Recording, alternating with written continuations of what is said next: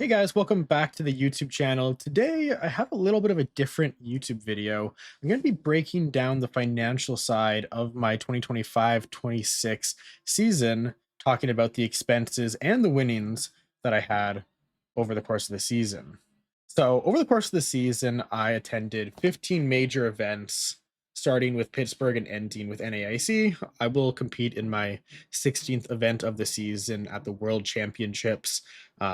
At the end of the season, I do have the travel award for Worlds this season as well. So you can kind of assume that most of that trip will be about break even if I don't win anything at the World Championships. I think it's probably important for me to do a little bit of a disclaimer. All of these figures are in Canadian dollar numbers. I do get prized out in American dollars, but the way that the prizing works for people outside of the US is they take 30% of the winnings as tax. And so most of the numbers after the tax and then after conversion end up being roughly about the same. So when I win a couple $1,000s, let's say I win 3,000 US dollars, when it gets taxed and then converted, it ends up being, about the same amount in Canadian dollars, depending on the exchange rate at the time. So I've just used the numbers as Canadian numbers. There is a process you can get that money back from the IRS, although I haven't gone through the process. This would probably be a good year to do it, as I think at this point the accounting costs are probably outweighed by um, how much I would get back from filing, but I haven't done that yet. So I'm going to start off from the top here and talk about the first little half of the season here, which is probably about Pittsburgh to EUIC. So um, from Toronto, there are a couple tournaments that are drivable, and of course, these drivable tournaments end up being pretty financially reasonable. I wouldn't say that any of these tournaments are too expensive. So Pittsburgh, Milwaukee, Toronto, and Indianapolis are all drivable regionals, which means most of the costs for these tournaments are quite cheap. Um, and we'll kind of see that as we go through. So Pittsburgh being my first regional of the year. I also have my labs pulled up here. I finished 66th place, just outside of top 64. So the top 128 doesn't come with any cash, but this was a driving regional and it's fairly cheap. I did stay in an Airbnb with a couple friends, and that ended up working out to about $100 a night. The registration, I think, is also probably worth talking about. We get a pretty hefty registration fee registering from Canada. It's about 80 US dollars, which after conversion fees and the exchange rate ends up being about $115. It does get up to about $120 by the end of the season because the exchange rate got a little bit worse, but I've kind of put in 115 for the majority of the tournaments. So we'll be paying that for all of the tournaments and especially the ones that are in North America. It ends up being a little bit more expensive. Um, so yeah, the Pittsburgh trip was pretty simple. The way I like to do most of these trips is just get in, get out for the driving tournaments. I mean, no one really wants to spend too much time in some of these random American cities. There's not really too much to do, so we try our best to get in Friday and either leave Sunday evening or leave Monday morning, and that's exactly what we did. So ended up paying about $457 for this one here. The food bill for this one I think was a little bit higher. I think I went out for an expensive dinner for a birthday dinner, and then you'll notice here I have a data cost for pretty much all of the tournaments. With how much I end up traveling, I think it's reasonable at this point that I now pick up an international plan. So I've been buying eSIMs for all of these tournaments, and you can see that does end up costing me about $236 here over the course of the season. And I think if I just change my plan over, I think it makes a little bit more financial sense now, rather than incurring this extra cost. So I'll try to consolidate that into the data plan next season. But yeah, this tournament was only um, $457. I did not cash this tournament, so the actual total cost ends up being that 457. But one of the biggest things from this early part of the season is they were prizing out in Destined Rival booster boxes. I'm pretty sure I didn't actually like look through my boxes, but I'm pretty sure 128 is a booster box. And so I did have one booster box from this tournament, and shockingly, these destined rival boxes are worth an absolute fortune. I was looking at them recently, and I believe they're worth like 700, 800 Canadian dollars. So despite not cashing this tournament, I actually end up um, with a tiny bit of a profit, not a crazy amount, but pretty happy about that. And I've been holding on to the majority of these booster boxes here. I used to actually just end up selling most of my booster boxes, but I'm now in a financial spot where I don't necessarily have to sell my booster boxes just to make it to the next tournament. And as we kind of go through some of the caches from this tournament, that really ends up helping a great deal and allows me to travel to more tournaments. So the biggest one this season was the next one, which was Milwaukee. And Milwaukee was really funny. This is supposed to be a trip that I drove to as well, but I ended up sleeping through multiple alarms, or maybe the alarms didn't go off. I'm not really too sure, but I was supposed to be up at like 6:30, 7 a.m., and I did not wake up. And as a result, um, my car left without me, which was totally reasonable. And I ended up actually booking a one-way flight to Chicago that morning. So I ended up paying about $500 for that flight. It was in points, so I didn't actually pay that cost, but the actual value of the flight was about $500. So that's what I put down there. Um, I stayed with Rowan and one of his buddies for this tournament, Nathan, and it was fairly cheap. I think it was about 150 bucks for that one. Um, wasn't too bad. And same thing for registration, and then in-city transportation was negligible there as well. This trip was a little bit shorter, so I spent a little bit less on food. Was a another situation as well where I was actually just playing the entire time, so I didn't eat as much. I noticed that when you make these deeper runs, you actually just don't really have as much time either. So day two, I barely ate. I ate, I think, one meal in the morning, and then one meal before top cut, and then uh I think that was about it. I think I maybe had some pizza before going to bed. So very cheap on that end, and the same data amount. But yeah, that flight was the big difference. I shouldn't have had to pay that, but of course it worked out. I ended up winning the tournament, and that put me very far in the black, and really allowed me to travel to a ton of other tournaments. So I ended up with the three Destined Rival boxes as well that I'm still holding. I estimate those are worth about another 2,000 and change. So really happy with that. And that kind of leads me to booking a lot of tournaments that otherwise I maybe don't end up going to. So when we look at Buenos Aires and LAIC and Merida, these are all trips that before this season I maybe wouldn't have done. I did do LAIC last season, but I tagged the Argentina trip along. I had a Mexico trip here as well. And even going into the second half of the season, like a lot of these trips I just wouldn't have done. This Houston one was quite expensive. Flights were very expensive because of spring break. And then Prague and Utrecht. These are trips I also probably wouldn't have done. So this Milwaukee trip really allowed me to do a lot more traveling, which I was very pleased about.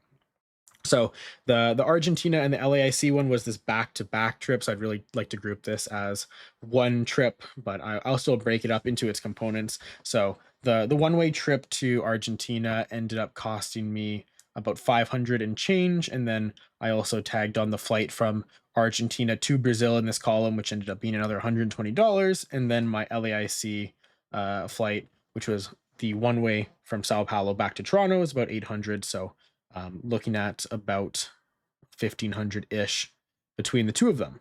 So a little bit more expensive, but the way that I look at it as well is these ICs, especially LAIC, they have your highest expected value from the tournament because the prize net ICs is so large. And then for LAIC specifically, it's a smaller tournament. I think it was less than 2,000 people. We can actually take a look at it. I'll pull it up here. Um, 2,100 players. So when you compare that to NAIC was 3,700. It was almost double the size. And with the NAIC being in Chicago next year, I guess it'll probably be over twice. So I really look at this as a great opportunity to do well and potentially cash. And I'm actually able to cash this one here with top 64 at a pretty mediocre record of 923 even. And I actually made two ID decisions in this tournament that were very questionable, but um, this record in most tournaments is probably not going to get you to a cash, but at LAIC it does, and that's part of why I really really value going to this tournament.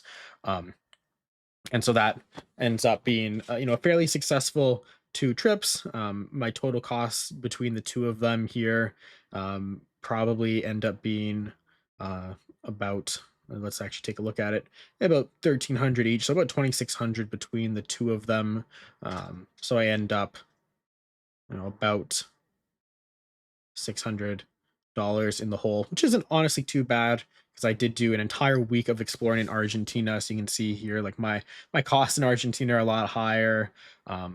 I stayed in an Airbnb for the 4 or 5 days that I was there, so that actually was not too expensive. But you'll see I had kind of spent about $120 in the city on transportation because I had to get to the venue, get back from the venue. Um, and then also a pretty hefty food bill just because I end up being there for a little bit longer. I think it's also probably important to note that for some of these numbers here as well, I'm not including extra excursions that I did. So, like in Argentina, I went to a tango show. I did some food tasting. We went to the downtown area, spent some time down there. I don't actually think I spent like a crazy amount in Argentina, but I did add a little bit of an extra expense on the bottom there to account for the potential extra cost that I incurred outside of the Pokemon related costs. So when we look at this number here, and this Argentina trip ends up being, about 1,300. I also, estimate there's maybe another 4 or 500 on top of that that were completely unrelated to Pokemon that I've excluded in this calculation.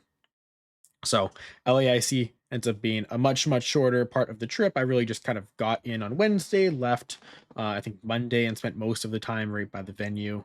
So didn't really end up incurring too many costs there. The nice thing about these South American tournaments as well is that the registration costs are a lot lower and the actual accommodations are pretty cheap. So when we look at me staying in Argentina for 5 days, it almost costs the same as me staying 2 days in Pittsburgh.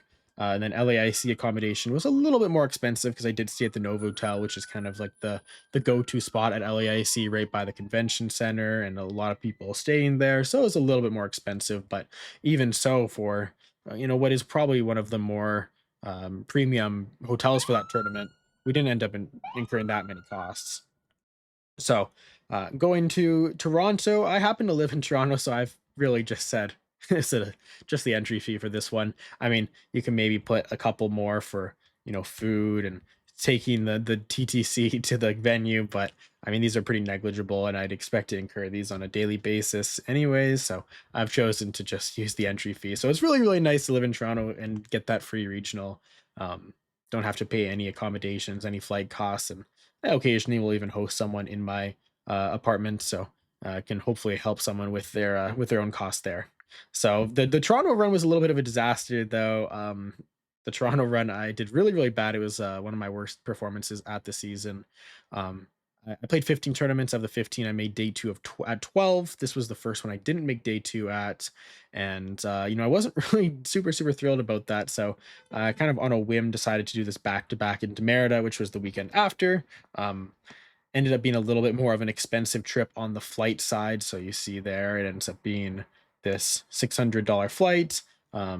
Accommodation was really cheap in Mexico for the 2 nights. And then I ended up cashing this event here. So I broke even. I wouldn't say that I made a profit. The flight was quite expensive, but I was able to get my headspace a little bit better and bounce back a little bit with a top 32 in Merida. And I got to play Poltsard. I think that was my last time playing Poltsard. So I was pretty happy to get to play that deck. So a couple weeks later is EUIC, and this was really the second one that I think allowed me to make a couple more Europe trips after EUIC. During my EUIC trip, I did visit Ireland for 4 days before the tournament. It was a great experience. I absolutely want to continue visiting places before EUIC. I think most people are pretty sick of London, and I am too. So I've kind of decided that anytime I go to EUIC, I want to make a little trip on the side. So all of these costs do not include the Ireland costs. So again, I probably spent another $1,000 ish on the rest of that trip on the Ireland wing, where we end up paying an extra, $100 in flights to fly into Ireland rather than London, and then fly between Ireland and London, and fly out of London on the way back. So probably about another $1,000 there. So, anyways, the actual tournament was a huge success. I finished top eight, so I had a huge winning there. But this trip is super expensive. You'll notice um, for this tournament, I paid $2,400 just relating to EUIC, and I mean, some of this will include some of the meals that I spent with my girlfriend, and maybe potential things that I picked up when I had a really solid result at EUIC.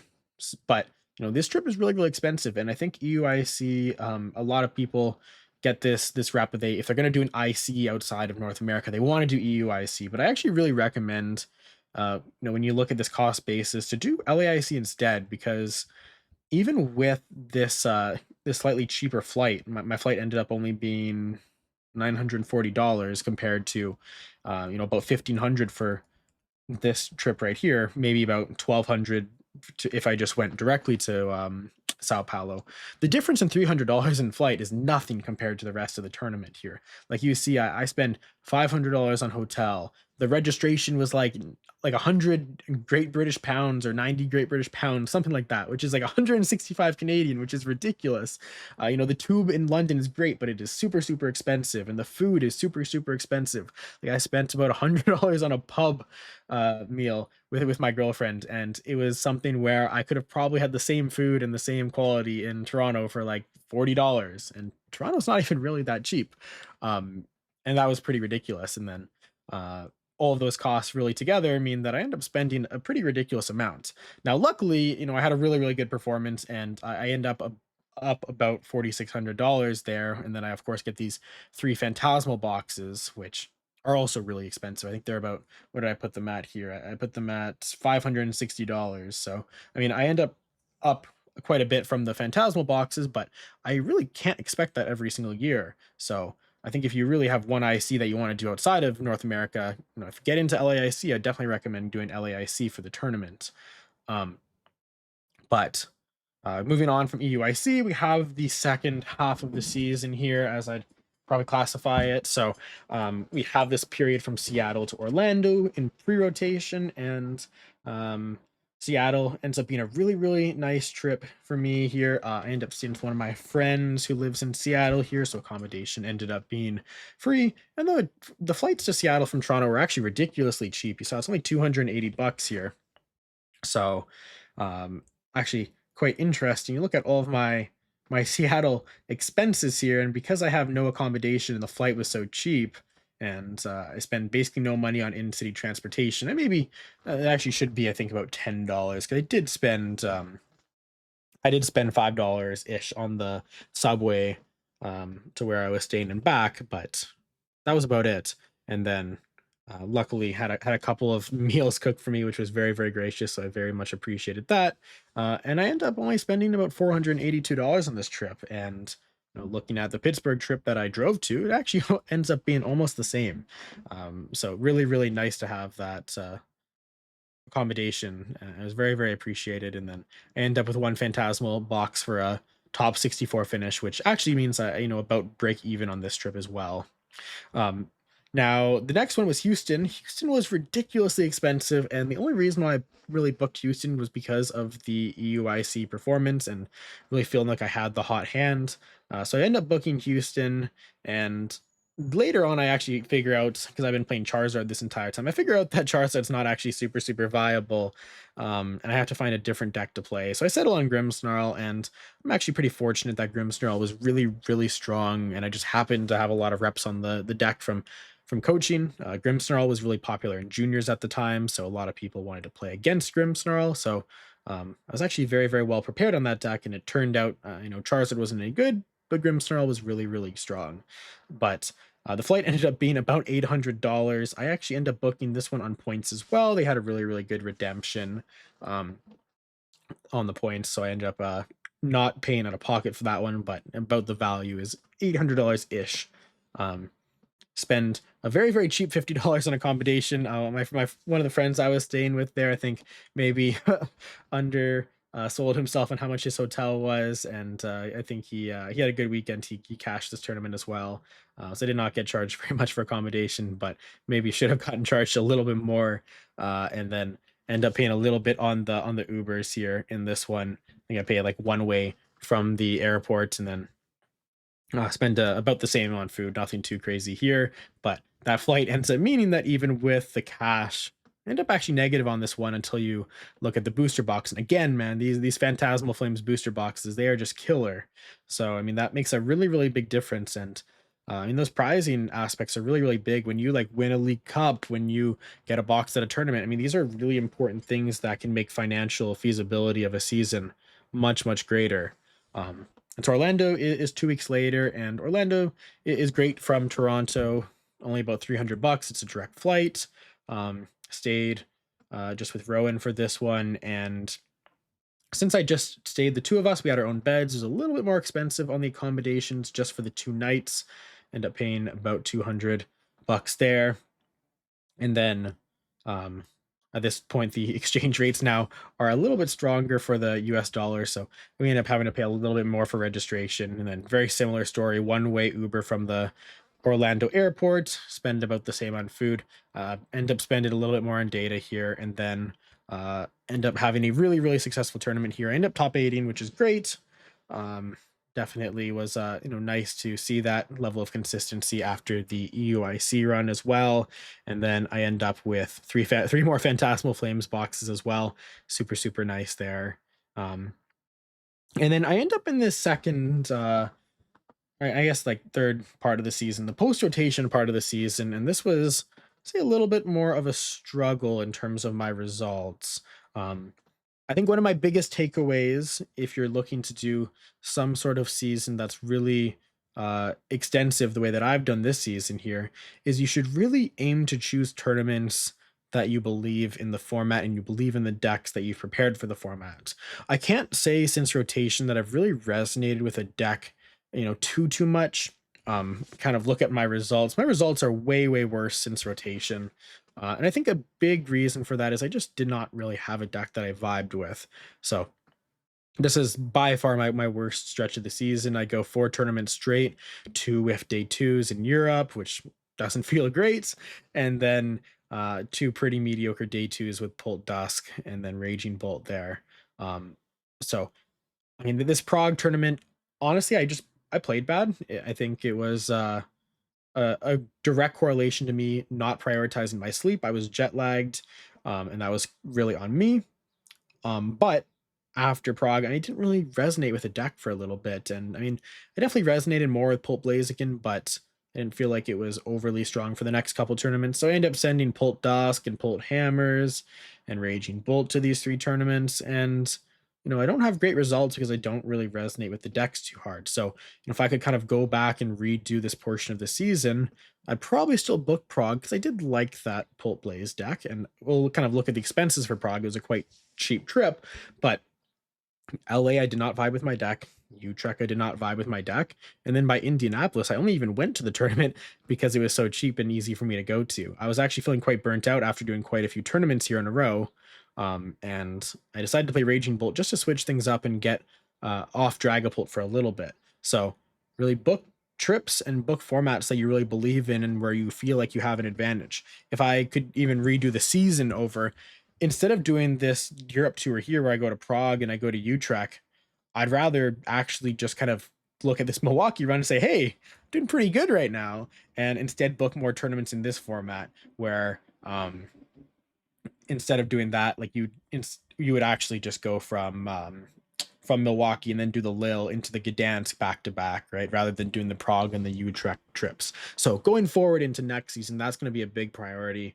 I am going to be booking tournaments that I do believe I have a good shot to do well in and really chasing the hot hand. So, if I really do well at Worlds, then I might decide to chase more trips in the early part of the next season in very similar formats. If I don't do too well in Worlds, if I don't do too well in Baltimore, I'll probably relax for a little bit because I don't really believe in this idea of chasing if you're not, playing super well and not vibing with the deck. So I think that is honestly one of the biggest takeaways that you should take away from this video. But we'll see here. We got a lot of really expensive trips that don't end up working out too well. So Prague, luckily for me, the flight was very cheap. The main reason I booked it is only 590 Canadian dollars for me to get to Prague from Toronto, which is insane. And I love that. but it was this 15-hour flight with a 5-hour connection in Frankfurt. And then on the way back, I only had the 1-hour connection or 2-hour connection in Frankfurt, but it was a very, very long trip. And I think that contributed to my jet lag. So even though it was a cheap flight, maybe should have got there a day earlier, paid an extra day of accommodation, and then I would have set my sleep schedule up a little bit better and probably would have performed a little bit better as well. So we end up seeing here pretty expensive accommodation. I was there for I think for 4 or 5 days, Wednesday to Monday. Um, and then very similar costs otherwise. Food a little bit more since it was a longer trip, accommodation a little bit more, and then yeah, end up doing very very terrible there. And then the Los Angeles, very similar story there. Los Angeles is an expensive city. I mean, I don't really want to go to Los Angeles for a tournament unless I really, really believe in the format. But I did. I booked it in advance. I booked it non-refundable, so I was going. And I play a pretty mediocre list and don't draw too hot. And I end up down another $1,000 from this tournament. Um, the actual accommodation, $270 is pretty expensive for LA for the 2 nights there. And then everything else was, relatively cheap, but wasn't great there. Then finally, Utrecht. This was a trip that I went on with my girlfriend. I didn't do great in the tournament. I did terrible. I did not make day two, but I love this trip, and I would absolutely like to do more trips like this because it was a wonderful trip. I got to visit Amsterdam for 4 days, so I was willing to kind of fork up a little bit more for this one, especially after the Orlando and EUIC tournaments. So end up with pretty hefty bill of 2,300.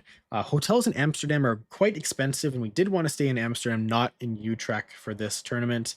So we end up booking a hotel that is a little bit more expensive on the outskirts of Amsterdam, so I can get to downtown, but I can also get to Utrecht. Um, and then, of course, food ends up being a little bit more expensive on that end as well. So it ends up being a $2,300 trip. And then Indianapolis, very similar story here. I mean, this is a drivable regional. I was very fortunate. I ended up driving as well. Um, with these gas zeros, I'm also very fortunate. I drive with Piper and Julian from Toronto as well. And Tanya, Julian's mom, shout out to her. They don't charge me for gas, which is very, very fortunate on my end, and I very much appreciate that. So it does end up meaning that my bill was a little bit cheaper. And similarly on the accommodation, I got some help. I was kind of going without a room last minute, and then one of the families in Toronto that I work with was kind to let me sleep on the couch in their Airbnb. So my costs here end up being basically zero, and you can see my entire tournament here really about $200. And so I'll play a regional for $200 all day, even if I'm not enjoying the format. Again, if this Indianapolis tournament go back here. If this Indianapolis tournament was a flight, honestly, I might have even just canceled it, but because it was so quick and such an easy trip, I decided to make the trip over and at least have a fun time playing a deck a little bit more casually. And yeah, I ended up walking away with a perfect order box, which lets me walk away about even from that tournament. Final tournament of the season here was NAIC. NAIC was great. I didn't even put the registration number. I couldn't find it. I think it was like 90 US dollars. What's 90 US dollars? 90 USD to CAD, $127. Was it 90? I feel like it was about that. So this will be, we'll call it 125-ish. I think it might have been a little bit more than that, but that's fine. The New Orleans trip wasn't too bad. I did book this one about 6 months out. I booked it actually when I was in Brazil. I had my flight watch and found the direct flight for 450. Definitely recommend going on those flight watches. Sometimes you get good deals that pop up. I was pretty happy to pay 450 for the direct flight. They only fly New Orleans from Toronto direct on Wednesdays and I believe Mondays. And Wednesday's obviously the best day for us, but it ends up being a little bit more expensive. So to be able to get that flight for just 450, not too bad. Accommodation there, I stayed in an Airbnb for the 5 days.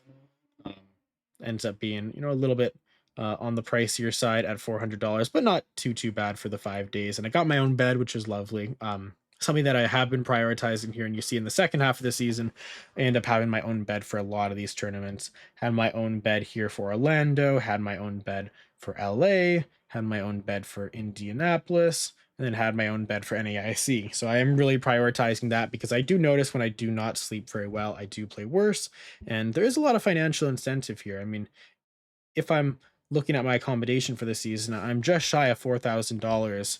Um, so if the difference in accommodation is one top cut over the season, let's say, that's a big deal, right? That maybe pays for the accommodation on its own. So I think at this point, it does make sense for me to pay a little bit extra to get my own sleeping arrangements in that sense, and hopefully perform a little bit better.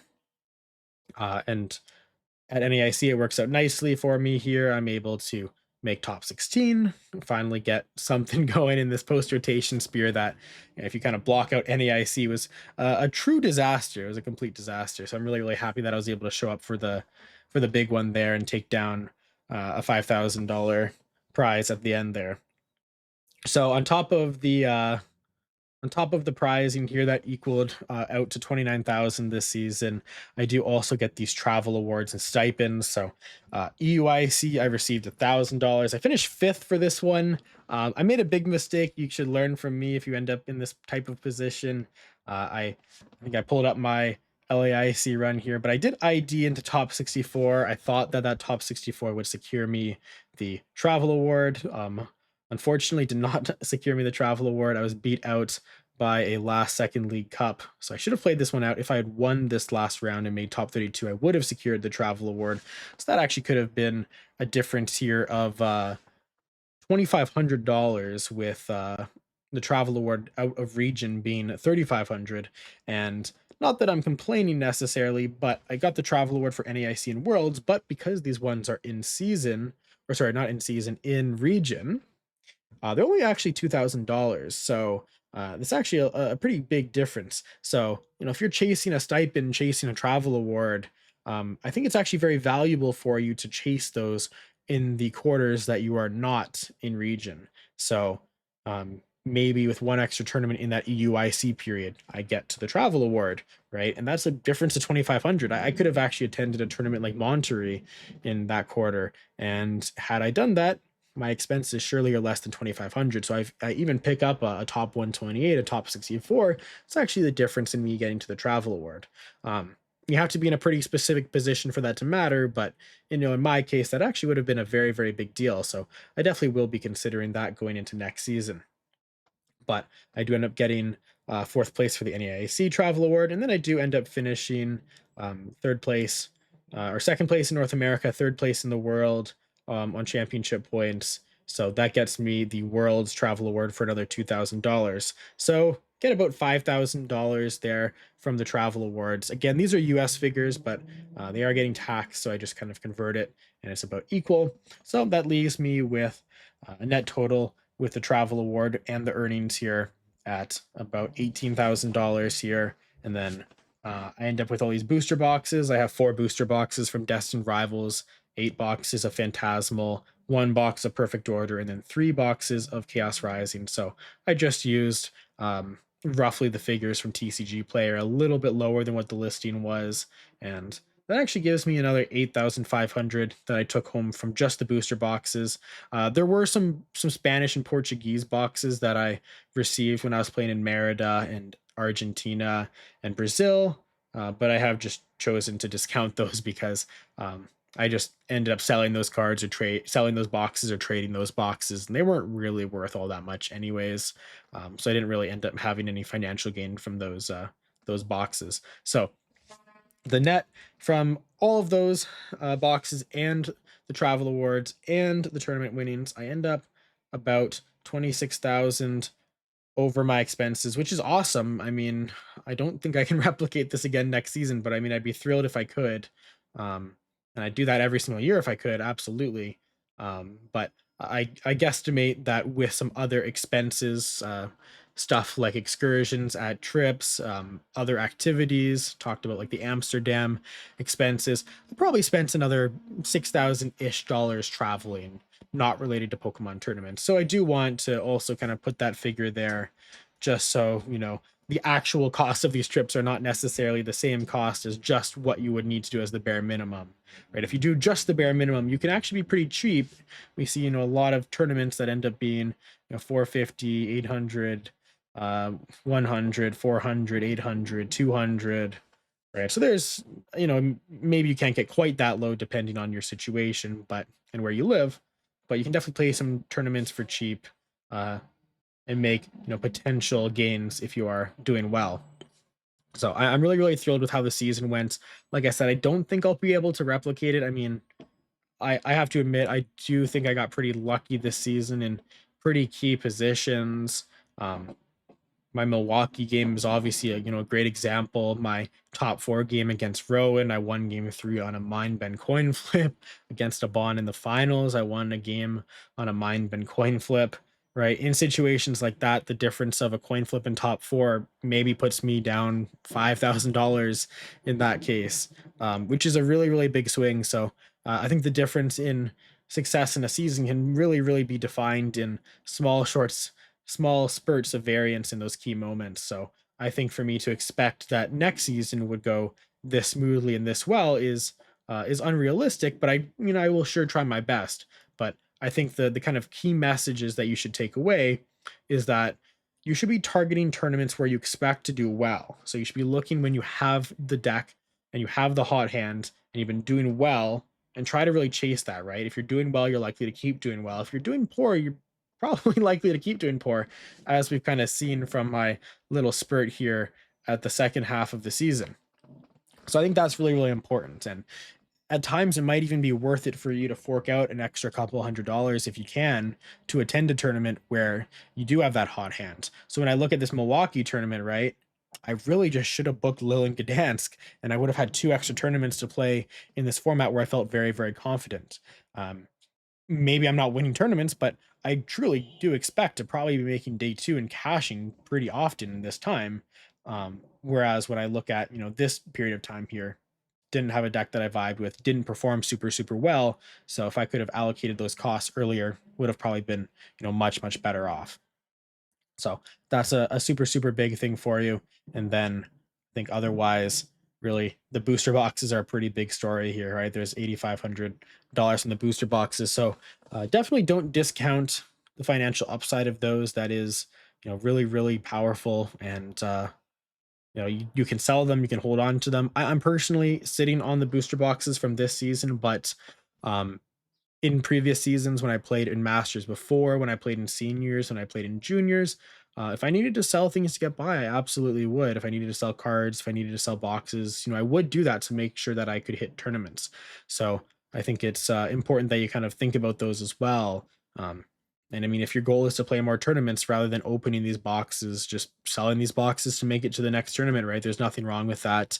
And I think that's a big part of trying to increase the financial feasibility there. So those are, I think, my major takeaways. And again, I would really, really recommend if you want to play any tournament of the season that is outside of the region, LAIC is a fantastic tournament. I really, really enjoy LAIC. I think it's great vibes. It's a relatively cheap tournament. It's got a good return on investment generally. So definitely make the trip down there. And I mean, enjoy the South American tour if you have the opportunity. I mean, Argentina was lovely. Brazil has been lovely as well. So I have nothing but great things to say about those tournaments. So if you guys enjoyed the video and you want to see more stuff like this, or if you even just have more questions about things that I didn't cover, feel free to leave some comments in the description. And yeah, I will talk to you guys next time.